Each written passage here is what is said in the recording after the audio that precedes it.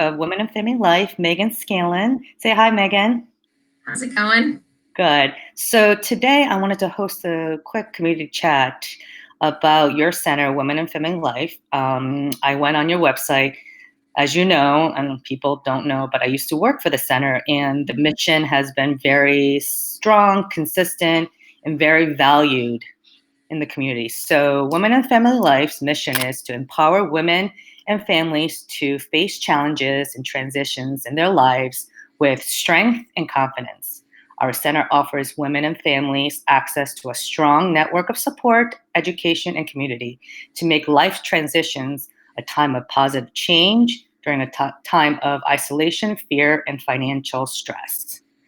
Now, with your withstanding and very strong mission statement, how has that affected or helped through this COVID-19?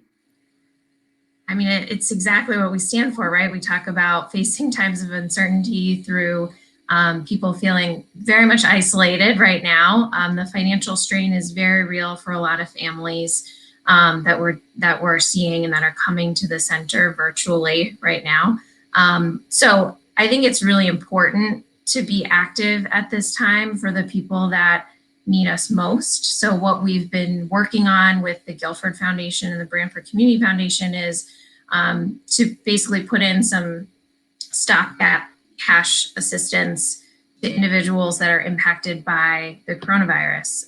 A lot of families that we've talked to, a lot of single mom working really hard, working one or two jobs, trying to provide for their kids. They just didn't have the savings to cope with this. So it's completely rocked them. And they're really scared about how long this is going to go on and when they're going to be. We got shut off.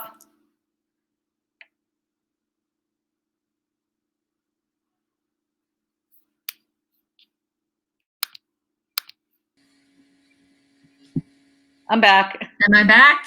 Yeah, we're back. Okay, sorry about that. So yeah, I mean they've had no savings. It's it's rocking their whole world, and they're afraid of what the next several months are going to look like because they don't know when they're going back to work, right? Just like you and I don't know what the next day is going to bring. We're lucky enough to be able to kind of work from home. But there's a lot of people out there that can't. So we're trying to be there for them in that way right now. We've had over 160 applicants so far. We're sending out.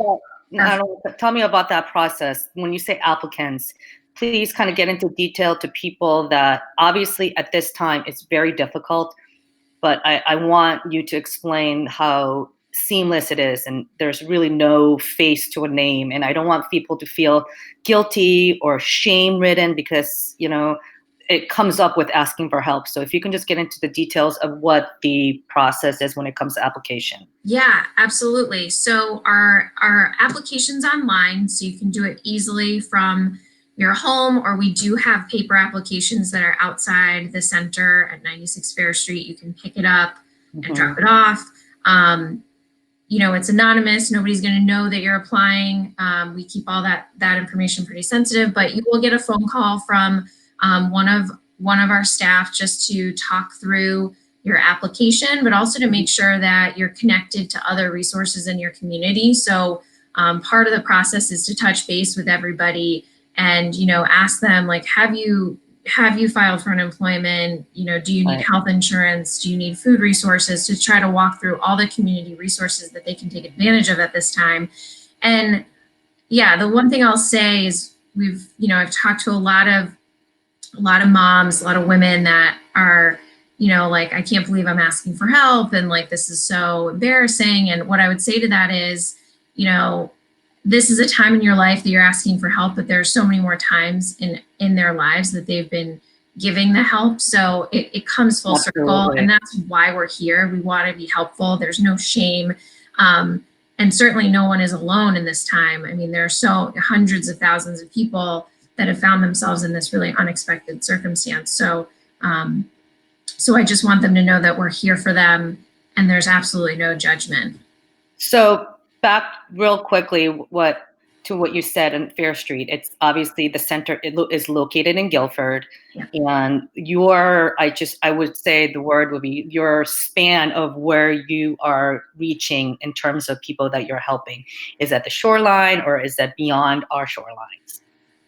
It's the shoreline. So we serve women generally outside of just this crisis from East Haven to East Lyme. So we have 16 shoreline towns where women come to us, and their families come to us for services, whether it be trying to navigate getting out of a not very healthy relationship, trying to find a job, trying to access childcare.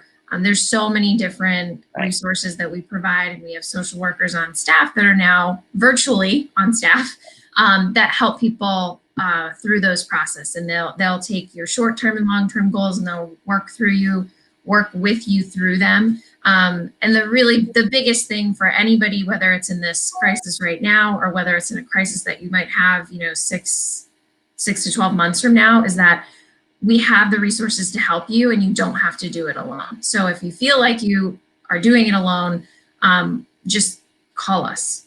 Right. So I want to, kind of wrap this all up in, obviously we all know what you have done in the community and obviously what the center does, but I want to take a moment to say, hey, I've never heard about your community. I want to be able to, I'm in a situation right now that I can give. So if someone were to obviously donate to you, would it be online? And my follow-up question would be: is how is that money dispersed? I know that you're doing jointly through the coronavirus with the Brantford and Guilford foundations, and so let's just say that someone has seen this video and said, I'm going to donate $50, even $50, even $25. How is that dispersed in between the foundations and the centers? Yeah. So there's a couple different ways you can give. So you can absolutely give online. You can give online to Women and Family Life Center, or you can give online to the Guilford Foundation or Brantford Community Foundation. A certain portion of that money from those foundations is coming so that we can give out grants to families. Right. Same thing, if you give to us, that money is going out to families at this time that are impacted by the coronavirus. You can mail. We still check our mail. We're there several days a week, so you can mail stuff still. Donations. We're really in need of gift cards too from local businesses. We really do want to support local businesses through this time, and giving some gift cards out to families, whether it be for food or gas or pharmacies for medical needs. That's really, really helpful to us as well. And then the last thing I'll say is, we're a small organization, but we're doing a lot of big work. So if there is a way for you to become a monthly donor of $5 a month or $10 a month to sustain us moving forward, I think one of the things that all nonprofits are dealing with right now is how do we keep serving the people that we need to serve? So that's a big piece too. So even if if coronavirus isn't your thing, if sustaining the organization so that we can do this work that would be really helpful as well. And I think you just hit the nail on the head, is the fact that, nonprofits are, sometimes when we don't have a crisis like this, nonprofits are kind of in the back, Absolutely. Yeah. But when something does, like this devastating things happen, that you guys are the first in line, because you're able to have those grants and you're able to have those funds. But because it's a nonprofit, those deplete very quickly. So I would implore, Yeah, and the last thing I'll say about that is we are not a state and federal funded nonprofit. So right now, it's really great that we're privately funded, because we're able to help families that are really they're working families. They're not really qualifying for a lot of state or federal assistance, and so the assistance that we're giving out is sometimes all they're going to get. Right. So it's really important for us to stay and exist so that we can continue to help people throughout. And I think that's the biggest difference between you and maybe like the Guilford Social Services versus, Women and Family Life Center, is just, the state funding, so on and so forth. So I would implore anyone who's watching this video right now, this community chat with Meghan, is the fact that you check them online. When this is over, I'll make sure that we put the link to, obviously, what you're doing in your mission and how to, pay it forward. And, I'm going to give you the last, segment of, the last couple things for you to say, Megan, and to tell people really, why you're so passionate in being a stay-at-home mom right now, having little kids, and, how Yeah. as a community, we always have to come together, and what this really means to you and how it's impacted you as a mom at this point. Yeah, look, I will say everything through being a mom, through the lens of a mom, I think impacts me more than it did before. I mean, I've always been passionate about helping our community, but, you know, as a mom, you want, and this is true for everybody, and this is what I think about when I'm talking to individuals going through this application process. As a mom, you're so worried about everyone else, right? You're so worried about your family, you're worried about your kids. Right. And that really hits home for me right now when I'm talking to individuals. And all I want to say is that we have a great community. We band together in really hard times. We continuously do it time after time. And this is no exception. And I feel lucky to live in this community because of that. And I know that the people that we're helping feel lucky to do that as well. And they're doing everything they can to keep their kids in communities like Guilford and Brantford and Madison because they are such great communities. So what I would say to everybody out there is like, let's just help each other through this time because we're all in this together. Absolutely. And I want to thank you for coming on. And, Megan, you'll be hearing from me. And, Yeah, thank wish you. you all the best. All right. Thank you so much. Oh, it was such a pleasure. It's good seeing you. All right. Good to see you too. Bye. Bye.